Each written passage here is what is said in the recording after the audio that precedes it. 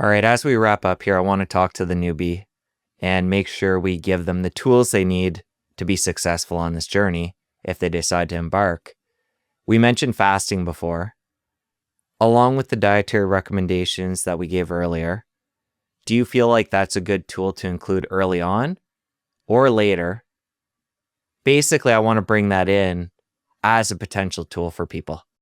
It's definitely a potential tool. There's a ton of health benefits. We know that from biblical texts that many religious communities would utilize fasting as a religious practice, but it would describe all these health benefits. And now we're starting to realize that those cellular biological changes are very real. That they do have widespread changes in virtually almost every cell and tissue within the body when you go through a fast, most of which are maximized around 3 days, but extend beyond that, even up to 7+ days. So is it a tool? Yes, it's a tool. The problem with that tool, though, is that it's one that requires a lot of understanding of how to implement it effectively. So for most people, just like, I'm going to fast for 3 days, it can often be something that's not effectively implemented, right? Because people are already struggling to reduce just some of the foods in their diet. If they just go all full bore and consume nothing, is it going to go well? But probably not. But it's also possible that someone just simply can't toe the line between a little bit less of something they really love, right? And so they're always going to find themselves on this higher end threshold anytime they're exposed to it. It's kind of like people hate when you use an analogy like this because I'm not drawing an analogy to addiction. Let's say it's like gambling. You can choose not to gamble again, but if you have a problem with food intake, you can't choose not to eat ever again. You are always going to be exposed to some degree of food, always, even if you have a problem with it. So it's always going to be a potential challenge in that regard. So in that way, sometimes fasting can be a powerful tool for some individuals to just reset themselves on their awareness of hunger, on their awareness, just to kind of, I don't want to use this term, Jesus. I was going to say cleanse, because it's the most unscientific term of all time. But in many ways, you are basically scavenging your body of and voiding it of any intake whatsoever. And there is some shown therapeutic benefits to doing things like fasting. But I will acknowledge it's not an easy thing to do. And you have to go into it with a mindset of understanding that you're probably going to need to stick to it for at least 3 days, 72 hours, to really see any meaningful benefit from doing it, other than understanding what it's like to actually truly be hungry. Because when someone says, "Oh, I'm really hungry," they may not be hungry at all. They're just they're in the absence of the pleasure response of food that they want to re-seek again. Whereas when you fast, now you're going to know what real hunger feels like. Okay. And that can be a very powerful experience because it can teach some individuals, hey, wow, all these times I was consuming food, I wasn't even hungry. I thought I was hungry, but really I was just seeking the pleasure response from food. I know what real hunger feels like now. And that alone can be a powerful realization. I can't tell you the amount of people I've heard who express that really the benefit of fasting wasn't some magical therapeutic benefit that they observed, but more so the realization of what their body actually needs when it needs it. What about just tightening up the eating window with the diet you've been explaining? So I think that there's a lot of evidence that says the impact of that. There's no additional metabolic benefit to doing, like, say, intermittent fasting beyond just consuming regular caloric intake of any distributed pattern. But the value, I believe, of intermittent fasting is not some superior metabolic benefit, but the ability for people to eat when they're actually hungry and not eat when they're not. So a lot of people wake up and they're not even hungry. And they'll eat food anyways because they've been told that breakfast is the healthiest meal of the day. So they ate food when they didn't even need to. And then after that, they want to have more food because they realize how fun it is and how good it feels to eat food. And now they're on a roller coaster for the rest of the day seeking food.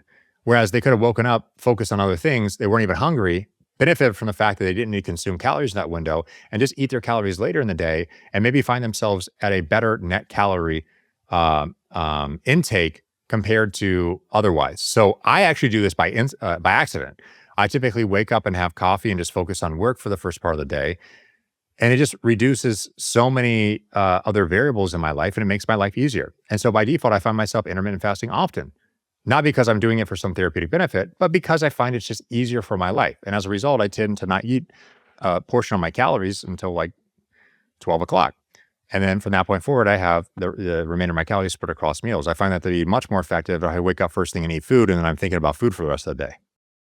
Just like when we were talking about longer fasts and the simplicity with that, that brings to my attention the carnivore diet and the simplicity of that type of way of eating, which is generally going to be keto. Again, for the newbie, just to simplify things. And then later on, how do you feel about that? I think that a carnivore diet has been incredibly powerful for a large number of people. The general scientific and health community bash the diet because it's void of fiber, it's void of plants, it's void of a lot of things that we've known in the scientific literature have been described with health. Um, but you got to understand, like when you actually work with people on a one-on-one basis and realize the struggle that some people encounter with their food intake, this is why GLP-1 receptor agonists are so popular, because just trying to put people on these healthy diets. You don't think these people have been trying to eat healthy their whole life? Of course they have. It hasn't worked. You don't think they picked up a textbook that said eat the salad?